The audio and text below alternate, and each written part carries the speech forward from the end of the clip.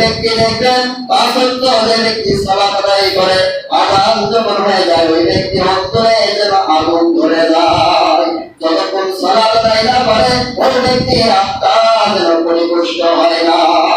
এই তেমনি ভাবে আলী আলাইহিস সালাম নামাজ পড়ে এই কোনো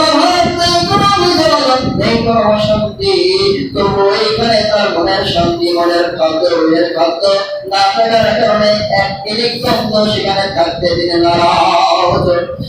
আমার অত্যাচার এখন সময় তার অত্যাচারের মাত্রা এত বাড়িয়ে দিয়েছেন, পৃথিবীতে যত অত্যাচারী শাসক ছিল তার মধ্যে ফিরআউন অন্যতম।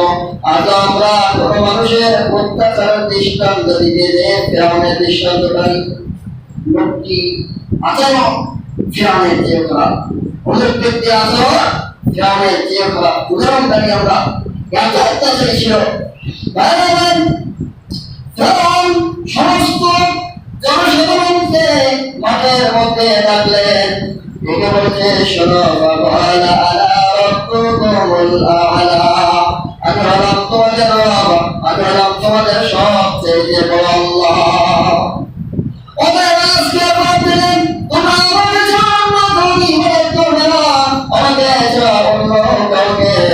তোমরা যদি ইবাদত করো তাহলে তোমাদের প্রত্যেককে আমি বন্দী করবো, তোমাদের এখানে হাজতে বানাবো, আমাকে ছাড়া আর কাউকে ইবাদত করা যাবে না।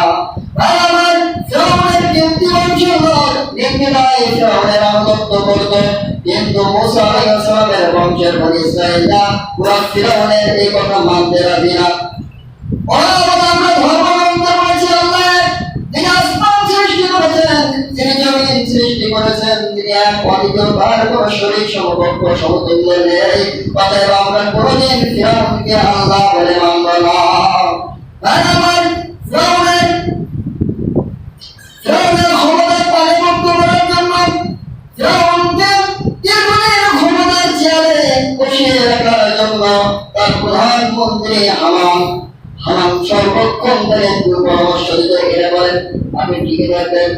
ফিরআউনের সামনে হামান বলছে আপনি যদি আপনার এই দেশের সমস্ত মানুষদেরকে মূর্খ বানাতে চান, আপনি যদি এই সমস্ত মানুষদেরকে আপনার আনুগত্যশীল করতে চান, আপনি যদি চান সমস্ত মানুষ আপনার পায়ের কাছে সিজদা করে, তাহলে সর্বপ্রথম তাদের যে জিনিসটা আঘাত আনতে হবে সেটা হলো ধর্ম।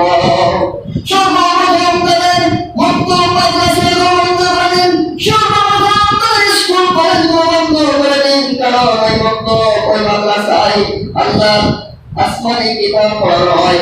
আল্লাহ দেখে কোথায় কোথা থেকে ধরে এসেছে, আবার কোথায় ফিরে যাবে, কাদের ইবাদত করতে হবে, সব ওই ধর্মগ্রন্থের লেখা আছে। অতএব বৎসলতা, যদি আপনি আপনার আনুগত্য করতে চান, যদি আপনি আপনার ক্ষমতার মসনদে দীর্ঘদিন ধরে টিকে রাখতে চান, তাহলে সর্বপ্রথম আপনি রাজ্য থেকে লেখাপড়া নষ্ট করে দিন, রাজ্য থেকে সমস্ত ইসলামী বিধিবিধান সমস্ত মন্ত্র মাদ্রাসাগুলো আপনি বন্ধ করে দিন। তাহলে আপনার যে মূর্খ হয়ে যাবে, ওই রাজ্যে যখন আপনি যা বলবেন ওরা তাই মেনে নেবেন। আমাদের নির্দেশে সমস্ত রাজ্যে ঘোষণা করা হলো আজকে পর থেকে রাজ্যে কোথাও কোনো মক্তব মাদ্রাসা চলবে না। যার যা বাড়িতে বই পুস্তক দেবেন সব কিছু থেকে উড়িয়ে দাও, ওই গ্রন্থ পড়া যাবে না। এমনি করে ফরমান জারি হয়ে গেল। সমস্ত রাজ্যের মানুষ ফিরআউনের ভয়ে তাই করলো। এমনি করে দিন যায়, মাস যায়, বছর যায়, জেনারেশনের পর জেনারেশন শুরু হয়, নতুন জেনারেশন তৈরি হয়েছে। আর এই জেনারেশন ধর্ম কি জিনিস তারা মানে না, আল্লাহ কি জিনিস তারা না, কারণ ধর্ম শিক্ষা বন্ধ। ধর্ম শিক্ষা যদি বন্ধ থাকে তাহলে ওই জাতি তার প্রকৃত স্রষ্টাকে এরা কোনোদিন জানতে পারবে না। আজকে যদি আপনি বক্তব্য বন্ধ করে দেন তাহলে রাস্তার পর পড়বে চর্চা বাদরা একসময় দেশের পরবর্তী জেনারেশন সব মূর্খ হয়ে যাবে।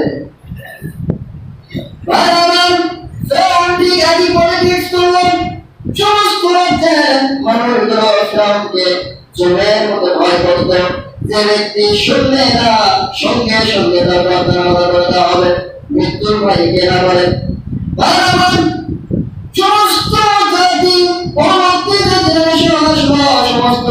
সব মূর্খ হয়ে গেল। ওরা ফিরআউন যা বলে তাই শোনেন। সমস্ত মানুষদেরকে একত্রিত করলেন, একত্রিত করে প্রত্যেক পরিবারের হাতে একটা করে মূর্তি তুলে দিলেন। কি দিলেন? মূর্তি, ফিরআউনের মূর্তি। ফিরআউন তার নিজস্ব মূর্তি কারিগর দ্বারা তৈরি করিলেন, সমস্ত পরিবারের প্রত্যেক পরিবারের কাছে হস্তান্তর করলেন আর বললেন, আজকের দিন থেকে এই মূর্তি কথা আমার তোমরা ইবাদত করবে, সকাল সন্ধ্যা তোমরা এই মূর্তির সামনে মাথা নত করবে। শুধু